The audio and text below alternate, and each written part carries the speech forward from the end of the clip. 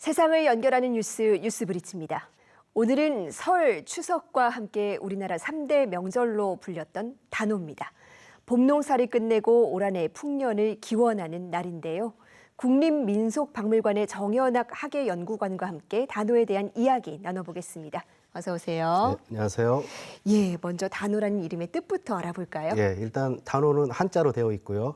그 단오의 단자는 첫 번째라는 의미가 있고 오는 다섯, 오라는 의미가 있습니다. 그래서 첫 번째 5일에 드는 날, 그러니까 5월 5일을 한자로 표현한 것이고요.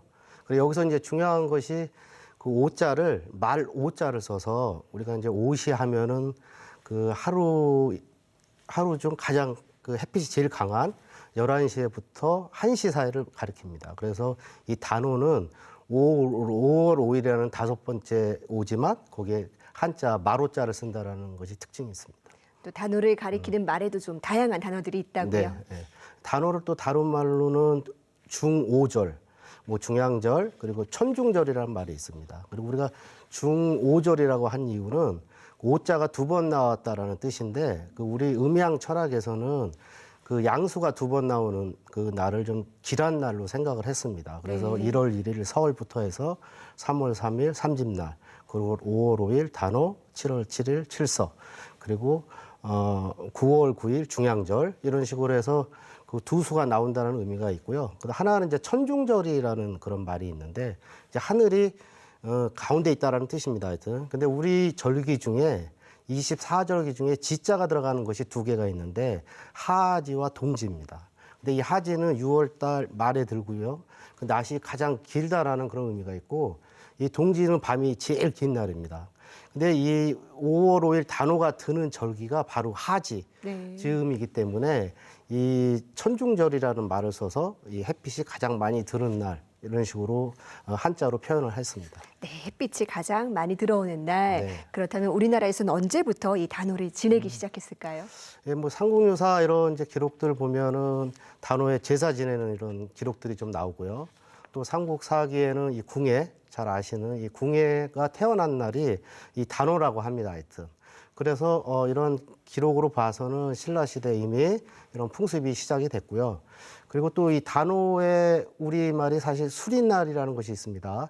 그래서 이런 조선 후기의 홍성모가 쓴 이런 그 동국세식 책자를 보면 이 단오날 먹는 떡 중에 수리치를 가지고서 떡을 만든 다음에 그 안쪽에다가 수레바퀴 모양을 찍는 떡이 있습니다. 하여튼. 예, 그런 수리치 떡을 해서 우리가 술이라는 명칭이 왔다, 이런 설들이 있습니다. 예. 네, 단오가 이 절기상으로 여름이 되는 시기이다 보니까 또 더위와 관련 있는 풍습도 많다고요. 네. 이 단오는 이제 6월 말인데 이제 본격적으로 이제 여름에 접어드는 시기입니다. 그래서 우리가 일단은 단오의 중요한 것이 이제 건강을 유지하고 뭐 이렇게 심신을 깨끗이 하는 그런 풍습들이 많은데요. 네. 우리 말에 단오의 부채, 뭐 동지의 책력, 그러니까 달력, 이런 선물하는 풍습이 있습니다. 그래서 과거에는 그런 여러 가지 임금님한테 이 단오 부채를 진상을 하면 이걸 또 다시 신하들한테 나눠주기도 해서 부채를 선물하는 그런 풍습이 있고요.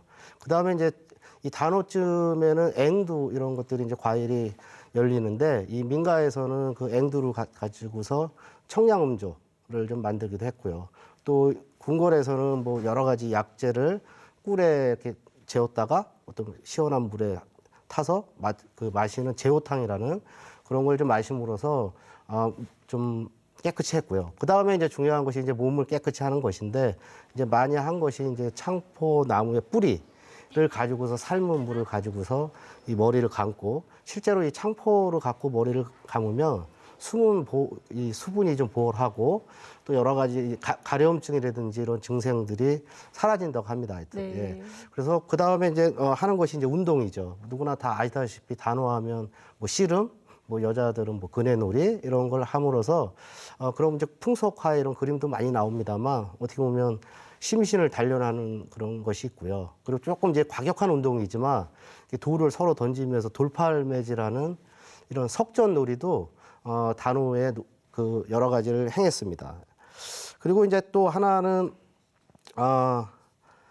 그 단오라는 절기가 또 이제 덥다 보니까 나름대로 이 잡기라든지 오독 이런 것들이 집 안으로 들어온다고 생각을 했어요. 그래서 그런 걸 이제 막기 위한 여러 가지 이제 조치들을 취했습니다. 네, 이렇게 몸의 건강뿐만이 아니고 우리 집안을 지키기 위한 그런 풍속도 있었다고요. 예. 단호하면 이제 중요하게 떠오르는 것이 이제 부적이라는 것이 있습니다. 네. 그래서 이 단호 부적을 아까 천중절 이런 그 용어가 있듯이 천중부적 이런 용어를 써서 부정한 것들이 저를 이제 못 들어오게 하는 그런 것이 있고요. 지금은 사라졌습니다만 쑥으로 만든 호랑이 애호라는 것이 있는데 그거를 좀 선물을 하고 그 뭐 대문에 건대든지 몸에 착용을 해서 부정한 것들이 몸에 붙지 않길 바라는 그런 의미가 있는데 여기서 쑥은 그 향기로서 그리고 호랑이는 또 맹수로서 어떤 뭐 부정하고 이런 잡스러운 걸 물리친다라는 그런 의미를 가지고 있습니다. 그리고 이런 단호가 시장과 또 씨름의 발달에도 영향을 줬다는데 이건 어떤 얘기입니까? 예, 우리가 단호가 되면 설 추석과 마찬가지로 단호 빔이라고 해서 새로운 옷을 좀 이렇게 마련했습니다. 그리고 시장에 가서 이제 하루를 이제 즐기는 그런 풍습들이 있는데 그러면 여러 가지 이제 그 시장이 또 활성화되고 또 이제 그런 이제 장정들이 또 모이다 보니까 전국에서 모이기도 하고 뭐 수많은 마을에서 모이다 보니까 자연스럽게 이런 씨름대회도 열기도 하고 이러므로서 어떤 보면 시장이 이렇게 활성화되는 그런 하나의 계기가 되었습니다. 네, 본격적인 더위를 앞두고 풍요와 안녕을 기원하는 우리 명절 단오입니다. 이 단오의 유래 기억하면서 올여름 모두 건강하고 평안하게 지냈으면 좋겠습니다. 오늘 말씀 감사합니다. 네, 감사합니다.